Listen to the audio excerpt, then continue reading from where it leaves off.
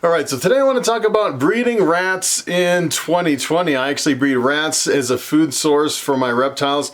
And let me tell you, 2020 is kind of an interesting year. We're right in the beginning of a global crisis. A lot of cities and even states are starting to really get pretty strict, starting to restrict movement. Some of them are really starting to lock down. And here in Colorado, I'd say we're still kind of on the very beginning of everything getting really crazy. As a matter of fact, I shipped out some snakes last week. And over on Ship Your Reptiles, I had a little blurb on Ship Your Reptiles that said there could be some delays in FedEx shipping. So I decided I'm actually shipping out some snakes tomorrow. I decided it's going to be my last time shipping snakes, probably for the next 3 or 4 months until things get back to normal. And as far as breeding rats, I would say a lot of people ask me, why do you breed your own rats? And a lot of it is, I live up here in the mountains of Colorado, and a lot of times we'll have really big snowstorms. As a matter of fact, right before I moved into my house up here, they actually had a snowstorm that dumped 10 feet of snow all at once, and people were snowed in for over 6 weeks. They said 6 to 8 weeks. And it's kind of funny, right after that, a lot of people actually moved out of the mountains because it was so extreme. And I've never really seen any kind of snow like that in the 12 years that I've been up here in the mountains. But I'm always prepared for the emergency of, a lot of snow or something like that. I'm definitely not prepared for what's going on in 2020 kind of around the whole globe. It's kind of amazing. But I kind of wanted to show you what I'm doing with my rodents. Essentially what I did is right at the end, I actually ordered some Missouri 6F rodent food. I actually ordered 200 pounds. I usually go through 200 pounds a month. And what I decided to do is really cut down on the amount of rodents that I actually have. And I'll show you kind of how I thinned out my tubs, how I emptied the tubs, and kind of the stuff that I'm keeping in my rodent rack. Alright, so I want to give you a quick tour of my rodents over here. And essentially what I'm doing is I actually have a breeding operation. These are all rodents here. These are all rats on the left. These are the rat growouts. This is a ARS caging setup. And then over here on the bottom right, this is an ARS rat breeder. This is essentially where you put the females, and the females have babies and grow them out. And I kind of switch it around a little bit. I actually use these more of a grow out, and then these over here is a breeder just because there's more room. And then over here I have a couple rows of white mice that I use for my hatchlings. The hatchlings really need live mice. So I'd say it's, as far as what I'm doing right now, essentially what I'm doing is I'm going through and I'm trying to clear out as much as I can. And essentially what I'm doing is I'm feeding them to my reticulated pythons, just trying to go through some of the really super old ones. As a matter of fact, most of these are so old that they've been dying almost every week, just dying of old age. So it's really good that I'm actually using them up, because they get to the certain point where, they're almost like pets. If you don't feed them off, they just end up dying in the tub, and it's just so sad. And they're really cute, rats are really cute. So essentially what I did is I pared it down to just 10 tubs here, and one of them just has a couple males in it. And I just kind of wanted to show you some of the tubs, and I really pared them down. So essentially what I did is I took the ones that were really super old and I retired them, and I replaced them with kind of I guess you'd consider them like a teenager size rat. So these guys here, they are like I'd say just barely big enough to breed. They're not real small, but not really that big. And this guy, these have some babies. I kind of wanted to show you some of these babies here. And these guys they're so cute. Look at how cute they are. As a matter of fact, you could probably, this time of year with everything going on, if you wanted a pet that didn't eat that much, you could probably sell these as pets instead of actually using them as, food for your reptiles. And here's another one. So this one, essentially what I did on these is I just pared them down to 2 females and 1 male. As you can see, there's a lot of room in here. And I actually used to put 1 male and 4 females, and it seemed like there was enough room until all the females produced all at once. And then the problem is you just have way too many rat pups in there, especially if they start growing up. And if you don't stay on top of it, they can really kind of explode as far as the population. And I keep the males with the females all the time. And if they have babies on top of babies, that's the one thing you really have to stay up on top of. That, you know, the new babies don't really get overwhelmed from all the other stuff. Look at that one grabbing the baby.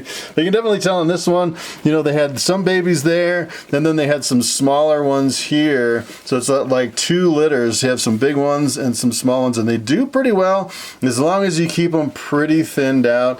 And the other thing is, too, with rats especially, if you go in there and take all their babies, they get really kind of grumpy and they start fighting each other. So it's kind of the trick that I found is if you go in and take babies, don't take them all. Just take a few and leave some in there. And it seems like it keeps the rodents really happy. So otherwise they kind of go through a kind of a withdrawal, I think.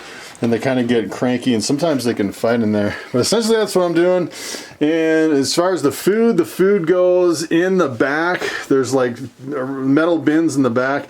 And it's cool because now that I kind of cleared out these 3 rows, I can take all the food from those and move it up into here. And one of the things I really don't want to do is run out of food and not be able to, you know, get food during the lockdown, which would be pretty traumatic.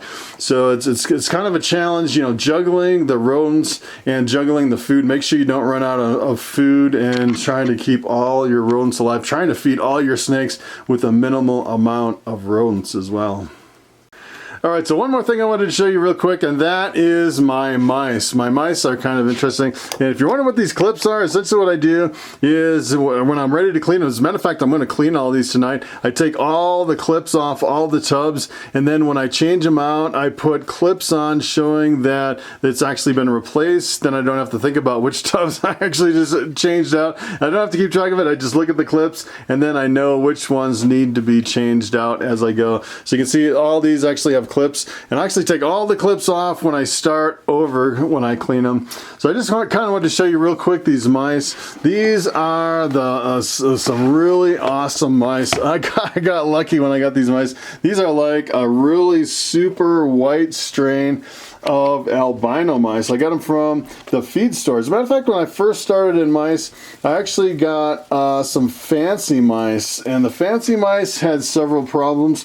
First, they weren't really that productive, and the other thing is when you're breeding fancy mice, you end up with really pretty babies, and then you start getting to the point where you're like, oh, that one's so cool, it's gold, and this one's black spotted, and this one's silver, and you start keeping all your mice, and pretty soon you have a whole rack full of pet mice, and you can't feed any of them to your snakes. And then I finally went to this white mouse. I actually found this at a reptile shop. They were selling these as feeders, and these things are phenomenal. I was actually, with my fancy mice, I think I was getting litters of maybe 5 or 6 babies, and then when I started breeding these, they were giving me like 15 and 16 babies a piece. It was unbelievable. I couldn't believe how productive these mice were. It was pretty incredible. And they're pretty cute too. I'd say maybe not quite as cute as the rats, but they are something else. And it's kind of interesting with these. It's a little bit easier to feed them off to your reptiles, you know, because you have pretty much a whole litter of all white mice versus, you know, some really fancy colors and patterns. So I definitely suggest getting white mice. As a matter of fact, a lot of people have, you know, really kind of struggled getting a really good strain of white mice to actually feed to their snakes. And I find this is absolutely perfect. Alright, so there you have it. Those are my rats and mice, and I'm really thankful that I actually breed my own rats and mice in times like this. As a matter of fact, I was looking over in China, kind of the situation over there, and I know they closed down the wet markets, the animal markets, and I was looking at this article. It was pretty amazing. As a matter of fact, there's a lot of people right on or below the poverty line in China, and essentially what they do is they raise rats for human consumption. People actually eat rats over there, and it's pretty amazing that they actually breed them as a food source. And apparently what they actually feed their rats is a mixture of sugar cane and bamboo. I started thinking, I wonder what my rats would eat if I actually ran out of food. If I could find something around here that I could actually feed them that's pretty much inedible to me, that would be, you know, good for the rats. I don't know if they'd eat pine bark or something like that. You know, I could probably look around the property, maybe some mushrooms or something like that, I could probably find some things that the rats would eat that normally I wouldn't actually eat, although I probably would eat the wild mushrooms. But it's kind of interesting actually having rats in a time like this. And not only do they double as a possible food source for me, a food source for my snakes, but they would also double as really cool pets if someone wanted a pet. Of course, there's the whole social distancing thing, so you'd probably pretty much have to leave a rat in a cage at the end of the driveway and have someone pick it up or something like that. But I think it'd be pretty cool to have rats as pets in times like these because they wouldn't really eat that much food. So that is pretty much it. Thanks for watching, and I will see you in the next video.